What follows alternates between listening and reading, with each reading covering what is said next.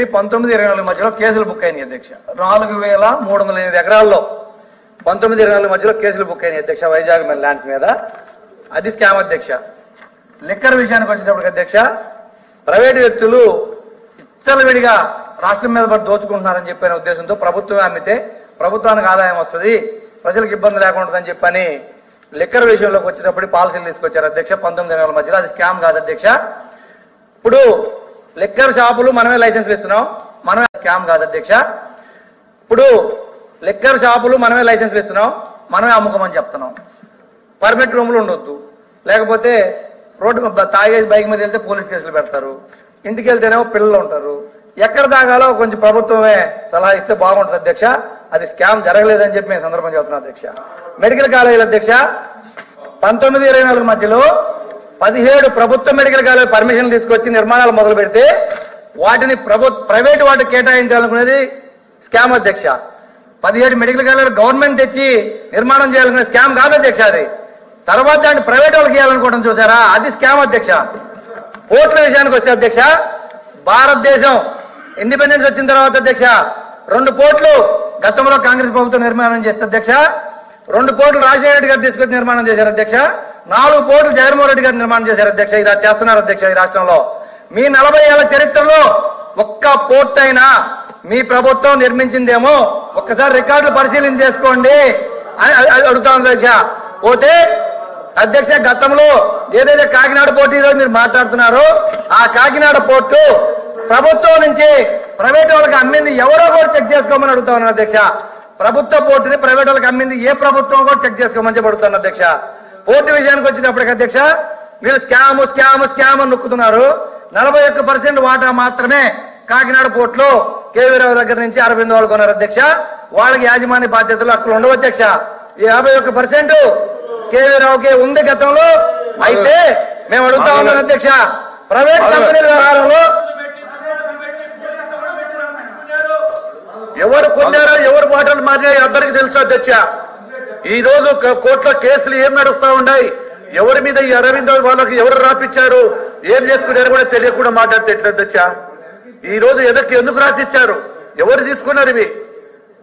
ఊరికి మాట్లాడుతూ పోతే ఎట్లా సార్? పూర్తి విన్నాకనే అసత్యాలు మాట్లాడకండి, సత్యాలు చెప్పండి. ప్రైవేట్ కంపెనీలు అయిన తర్వాత అధ్యక్ష, ప్రైవేట్ కంపెనీలో ప్రభుత్వ జోక్యాలు ఎందుకు ఉన్నాయి? ఈ రోజు మళ్ళీ అరవిందో దగ్గర నుంచి కేవీరావు పోర్టు ఎవరు ఇప్పించారని అడుగుతున్న అధ్యక్ష.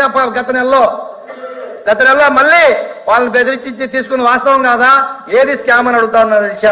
ఈ విషయమే కాకుండా గతంలో ఎన్నో స్కాములు జరిగితే ఏమో మీరు ఎంక్వైరీ జరుగుతుంది కదమ్మా, అదే మేము చెప్తుంది అధ్యక్ష. దయచేసి కూర్చోమని చెప్పి కూర్చోండి. ఎట్లా అధ్యక్ష గొడవ పెట్టుకునే మాత్రమే అధ్యక్ష. ఈ విషయం పోతే స్కిల్ డెవలప్మెంట్ విషయానికి వచ్చారు అధ్యక్ష. 19-24 మధ్యలో అధ్యక్ష ఇలా వేల కోట్ల రూపాయల నిధులు కేటాయించి ప్రైవేట్ కంపెనీలకు స్కిల్ డెవలప్మెంట్ కి బాధ్యతలు ఇస్తే ఈ స్కాములు జరుగుతున్నాయనే ఉద్దేశంతో కాలేజీలు యూనివర్సిటీలు నిర్మాణం చేస్తే 1250 కోట్లతో మొత్తం కాలేజీలు యూనివర్సిటీ నిర్మాణం జరిగితే అసలు ప్రతి సంవత్సరం ఈ బడ్జెట్ పెట్టాల్సిన అవసరం లేదని చెప్పని 19-24 మధ్యలో మా ప్రభుత్వం నిర్ణయం తీసుకుంది అధ్యక్ష. అది స్కామ్ అని అడుగుతున్నాను ఈరోజు అడుగుతా ఉన్నాను. అగ్రికల్చర్ విషయానికి వచ్చారు అధ్యక్ష, గతంలో పేద బడుగు బలహీన వర్గాలందరినీ దోచుకొని పోతే అగ్రికల్చర్ కంపెనీ అధ్యక్ష 19-24 మధ్యలో మా ప్రభుత్వం 20,000 లోపు ఉన్న వాళ్ళందరికీ కూడా ప్రభుత్వం నుంచి డబ్బులు ఇచ్చింది అధ్యక్ష. అది స్కామ్ అని అడుగుతున్నాను అధ్యక్ష. నేను ఈరోజు ఎలక్ట్రిసిటీ అధ్యక్ష, నేను ప్రతిదీ 19-24 మాట్లాడుతున్నాను. మీరు దయచేసి అమ్మా కూర్చో ప్లీజ్. మీరు విప్ గారు మీరు ఇంటర్వ్యూ నాకు ఎలక్ట్రిసిటీ విషయానికి వచ్చే అధ్యక్ష, 7.5 రూపాయల నుంచి 2.5 రూపాయకి కొనుగోలు చేయడం స్కామ్ అని అడుగుతా ఉన్న అధ్యక్ష. ఏదైతే నేను బిండ్ సోలారు ఎన్టీపీసీ అన్ని కలిపి దాదాపు 10,000 మెగావాట్ల పైన 19-24 మధ్యలో ఈ రాష్ట్రానికి కరెంట్ తీసుకొస్తే అది స్కామ్ అని అడుగుతున్నది అధ్యక్ష. పోలవరం విషయానికి వస్తే మేం మాట్లాడలేదు అధ్యక్ష. 2019 ఎన్నికల్లో సాక్షాత్తు మీ పొత్తులో ఉన్న ప్రధానమంత్రి గారే ఏపీకి వచ్చి ఇది పోలవరం ఏటీఎం హే నాయుడు సార్ అని ఆయన అన్నాడు. మేమనలేదు. మీ పొత్తులో అప్పుడున్న ప్రభుత్వం అన్నారు, ఇప్పుడున్న ప్రభుత్వం అన్నారు, కానీ మేమనలేదని చెప్పి అధ్యక్ష చెప్తాను. అధ్యక్ష అమరావతి విషయానికి వస్తే అధ్యక్ష, వీళ్ళు 5 ఏళ్ళు సినిమాలు చూపించామన్నారు అధ్యక్ష. సినిమాలు వాళ్ళు చేశారో మేం చేసామో ఈ సందర్భంగా నేను క్లియర్ గా చెప్తా ఉన్నా అధ్యక్ష. వీళ్ళు 11 సీట్లు వచ్చినాయి, అమరావతిని మీరు వ్యతిరేకించేందుకు అంటున్నారు అధ్యక్ష. నేను సూటిగా అడుగుతా ఉన్నా, ఈరోజు 2014 నుంచి 19 మధ్యలో మీరు అమరావతిని తీసుకొస్తే 2019 ఎన్నికల్లో గుంటూరు జిల్లాలో మీకెన్ని సీట్లు వచ్చినాయి, కృష్ణా జిల్లాలో మీకెన్ని సీట్లు వచ్చినాయి? 2019లో మాకెందుకు 151 సీట్లు ఇచ్చారు, మీకెందుకు 23 సీట్లు ఇచ్చారు అడుగుతా ఉన్నా అధ్యక్ష. ఆ తర్వాత ఎప్పుడు కూడా రాష్ట్రం మొత్తం 26 జిల్లాలు, ఇప్పుడు 13 జిల్లాలు. అప్పట్లో ఏదైనా మార్పు జరిగింది ప్రభుత్వాలంటే దానికి రకరకాల కారణాలు ఉంటాయి, రకరకాల రీజనాలు ఉంటాయి. అంతే తప్ప మీరు అమరావతి తీసుకొచ్చిన తర్వాత 33 ఎకరాలు తీసుకున్న తర్వాత మీకెందుకు గుంటూరు కృష్ణా జిల్లాలో సీట్లు ఓడిపోయారు, మీకెందుకు 23 సీట్లు వచ్చింది చెప్పడుతాను అధ్యక్ష. తెలుసుకోండి. దాని గురించి మాట్లాడాలా? మీరు అడిగిన దాన్ని నేను సమాధానం చెప్తున్నా.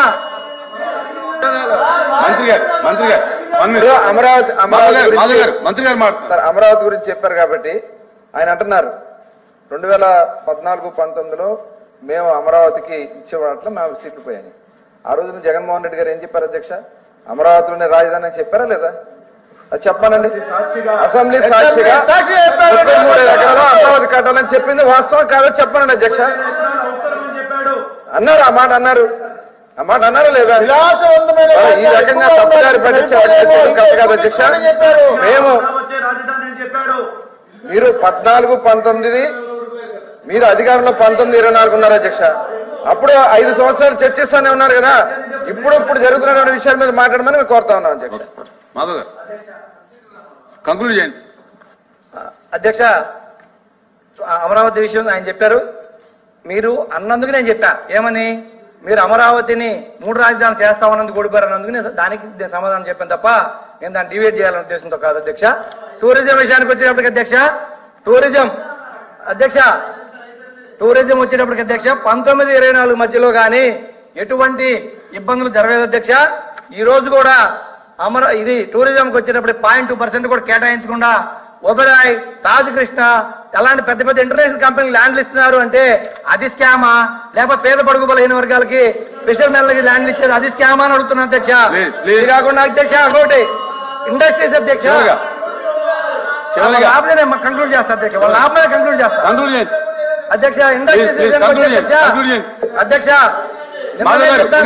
13,561 ఎంఎస్ఎంఈ కంపెనీ రాష్ట్రానికి వచ్చినాయి, 165 మేజర్ కంపెనీలు వచ్చినాయి అధ్యక్ష. 13,11,000 కోట్ల రూపాయలు గ్లోబల్ సమ్మిట్ లో వైజాగ్ లో అగ్రిమెంట్ జరిగింది అధ్యక్ష. 19-24 మధ్యలో 13.11 లక్షలు అదాని, అంబానీ దేశంలో ఉండే ఎంఎన్సీ కంపెనీలు మొత్తం 50 పెద్ద కంపెనీలు వచ్చి వైజాగ్ లో కూర్చొని అగ్రిమెంట్ చేసిపోయారు అధ్యక్ష. మొత్తం పబ్లిక్ అధ్యక్ష. ఇది స్కామ్ అని అడుగుతున్నా అధ్యక్ష, అది స్కామ్ అని అడుగుతున్నా. ఇంకోటి అధ్యక్ష, సివిల్ సప్లైస్ విషయానికి వస్తే వీళ్ళు మాట్లాడుతూ ఉన్నారు అధ్యక్ష. ఏ నియోజకవర్గానికి రండి, నేను చూపిస్తా సాక్ష్యం. 27 లక్షల రూపాయలు ఒక నియోజకవర్గానికి బియ్యం తీసుకున్నారు లేదు, నేను చూపిస్తా సాక్ష్యం. అది స్కామ్ అధ్యక్ష, అది కాదు అధ్యక్ష స్కామ్. విషయానికి అధ్యక్ష ఇంకొకటి మాదక ద్రవ్యాలు వచ్చేటప్పటికి అధ్యక్ష, ఎన్నికల ముందు 2019-24 మధ్యలో ఏదైతే వైజాగ్ లో బోట్లు షిప్లు పట్టుకున్నారో మీ ప్రభుత్వం ఇప్పుడు ఎందుకు వాటికి ఎక్కడ కూడా అవకతవకలు లేవని మీరు క్లీన్ చిట్ అడుగుతున్నారు అధ్యక్ష. ఎన్నికల్లో మీరు ఏం చెప్పారు? లక్షల కోట్ల రూపాయలు డ్రగ్స్ వస్తామని ఆంధ్రప్రదేశ్ వైజాగ్ అని చెప్పారు. మరి ఈ రోజు మీరు ఎందుకు క్లీన్ చిట్ ఇచ్చారు? ఆ రోజేమో శ్యామ, ఈ రోజేమో క్లీన్ చిట్ ఇస్తారా? ఇదే కాకుండా అధ్యక్ష ప్రతిదీ 2019-24 మధ్యలో జరిగింది సంక్షేమం, అది స్కీము, మీది స్కాము. 19 ముందుగానే